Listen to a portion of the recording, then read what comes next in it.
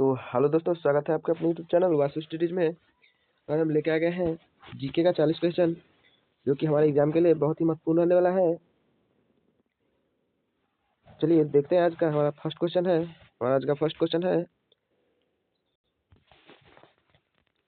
भारतीय संविधान का हृदय किसे कहा जाता है?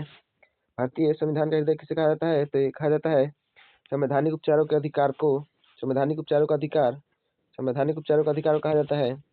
चलिए दोस्तों देखते हैं अगला क्वेश्चन।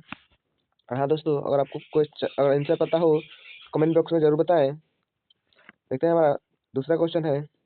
इंपीरियल बैंक किस बैंक का पुराना नाम है? इंपीरियल बैंक किस बैंक का पुराना नाम है? तो स्टेट बैंक ऑफ इंडिया का नाम है, जो कि बी नंबर ऑप्शन में है, state bank of India. Answer पता हो तो कमेंट बॉक्स में जरूर बताएं। देखते हैं अगला क्वेश्चन 3 नंबर। कालिदास किस काल के कवि थे? गुप्त काल के थे। सी नंबर ऑप्शन में है, गुप्त काल। बढ़ते हैं दोस्तों, हमारा अगला क्वेश्चन है महेश्वर मंदिर का निर्माण किस वंश के शासकों ने करवाया था? तो पल्लव वंश के शासकों ने करवाए थे। पल्लव वंश के शासक डी नंबर ऑप्शन में है। बढ़ते हैं दोस्तों अपने अगले क्वेश्चन की ओर। हमारा अगला क्वेश्चन है 5 नंबर। सिनेगॉग किस धर्म की आराधना स्थल है? तो ये यहूदी की है। ए नंबर ऑप्शन में है, यहूदी है। देखते हैं अगला क्वेश्चन। हमारा अगला क्वेश्चन है सोयाबीन का सबसे बड़ा उत्पादक देश कौन है? तो यह अमेरिका है। जो सी नंबर ऑप्शन में है, अमेरिका। और भारत में राज्य है मध्य प्रदेश।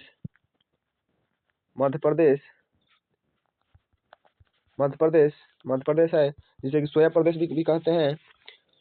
तो देखते हैं हमारा अगला क्वेश्चन। हरित क्रांति का सबसे ज्यादा प्रभाव किस फसल पे पड़ा? किस फसल पे पड़ा? तो गेहूं पे पड़ा था। जो कि बी नंबर ऑप्शन में है। इसका हरित क्रांति का शुरुआत 1967 से 68 के बीच में हुआ था। हरित क्रांति का शुरुआत। देखते हैं अगला क्वेश्चन। हमारा 8 नंबर क्वेश्चन है इंकलाब जिंदाबाद का नारा किसने दिया था? तो भगत सिंह दिए थे। भगत सिंह जिसे शहीद आजम भी कहते हैं। देखते हैं अगला क्वेश्चन। हमारा अगला क्वेश्चन है भारत में न्यायिक सेवा का जन्मदाता किसे कहा जाता है? तो वारेन हेस्टिंग्स को कहा जाता है। ए नंबर ऑप्शन में वारेन हेस्टिंग्स। देखते हैं अगला क्वेश्चन। हमारा अगला क्वेश्चन है, और हाँ दोस्तों, आपको आंसर अगर पता हो तो कमेंट बॉक्स में जरूर बताएं। देखते हैं अगला क्वेश्चन 10 नंबर। क्षेत्रफल की दृष्टि से विश्व का सबसे बड़ा स्वतंत्रता देश कौन है? तो हो जाएगा रूस। जो कि सी नंबर ऑप्शन में है, रूस होगा क्षेत्रफल की दृष्टि से। और जनसंख्या की दृष्टि से सबसे बड़ा देश भारत है। और क्षेत्रफल की दृष्टि से रूस। देखते हैं अगला क्वेश्चन 11 नंबर। हमारा क्वेश्चन है गुट निरपेक्ष आंदोलन का पहला सम्मेलन 1961 में कहाँ हुआ था? गुट निरपेक्ष आंदोलन का पहला सम्मेलन 1961 में कहाँ पर हुआ था? तो हुआ था बेलग्रेड में। हुआ था। ए नंबर ऑप्शन है, बेलग्रेड। देखते हैं अगला क्वेश्चन। और अगला क्वेश्चन है मैन ऑफ डेस्टिनी किसे कहा जाता है? नेपोलियन बोनापार्ट को कहा जाता है। बिना ऑप्शन में है। चलिए दोस्तों देखते हैं अगला क्वेश्चन है हमारा। और अगला क्वेश्चन है आंध्र प्रदेश का गठन किस वर्ष हुआ था? आंध्र प्रदेश का गठन हुआ था 1953 में। हुआ था 1953 में। देखिए ना ऑप्शन में है। और भाषा के आधार पर सबसे पहला गठन हुआ था आंध्र प्रदेश का 1953 में हुआ था। यही क्वेश्चन आता रहता है। देखते हैं अगला क्वेश्चन। हमारा अगला क्वेश्चन है 14 नंबर। क्वेश्चन है भारत के प्रथम मुस्लिम राष्ट्रपति कौन थे? तो हो जाएगा डॉक्टर जाकिर हुसैन। हो जाएगा। बी नंबर ऑप्शन में है, डॉक्टर जाकिर हुसैन है। देखते हैं अगला क्वेश्चन। शिकारी देवी अभयारण्य किस राज्य में स्थित है? तो हिमाचल प्रदेश में है। आंसर कमेंट बॉक्स में जरूर बताएं। चलिए दोस्तों देखते हैं अगला क्वेश्चन है हमारा स्पीड पोस्ट सेवा की शुरुआत किस वर्ष हुआ था? तो ये हुआ था 1986 में। हुआ था। बिना ऑप्शन में है 1986। बढ़ते हैं अपना अगले क्वेश्चन की ओर। महाराष्ट्र राज्य का गठन किस वर्ष हुआ? तो 1960 में हुआ था। बिना ऑप्शन में है 1960।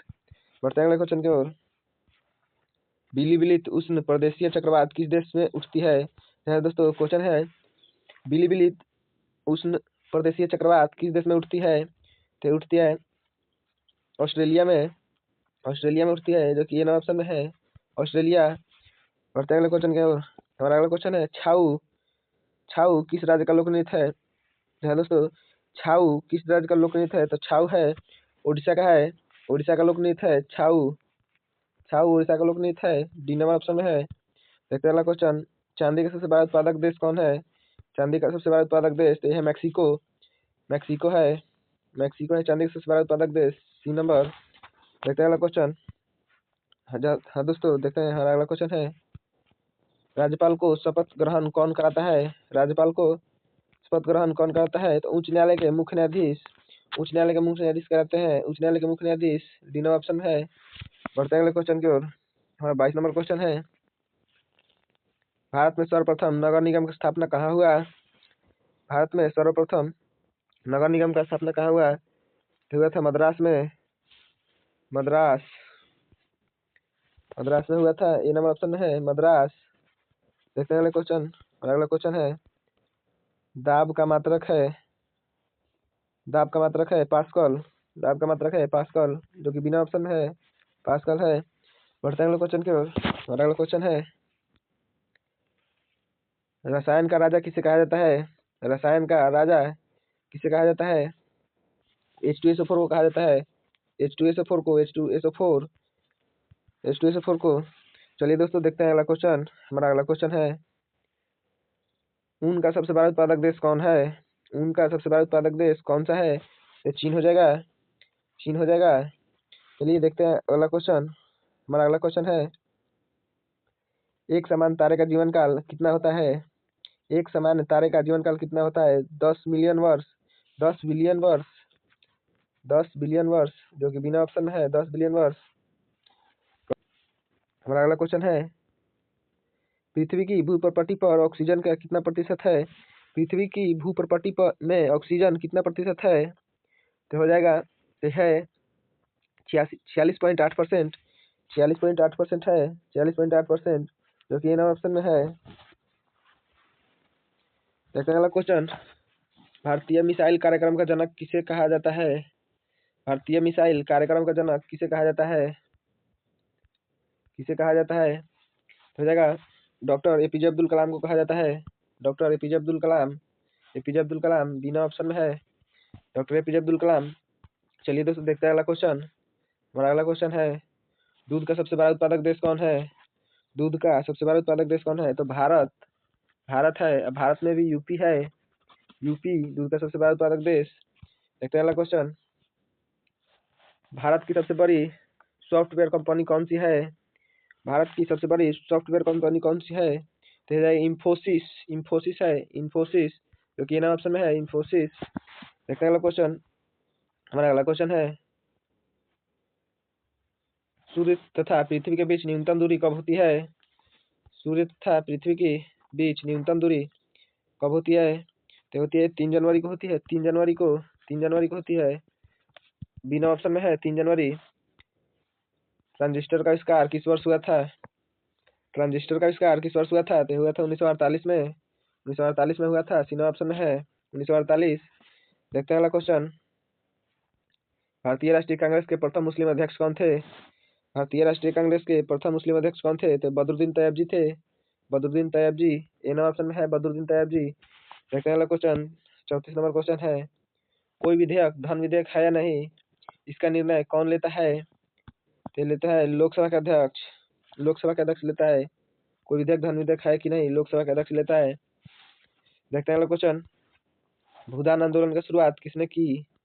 भूदान आंदोलन की शुरुआत किसने की? तो विनोबा भावे ने किए थे। विनोबा भावे।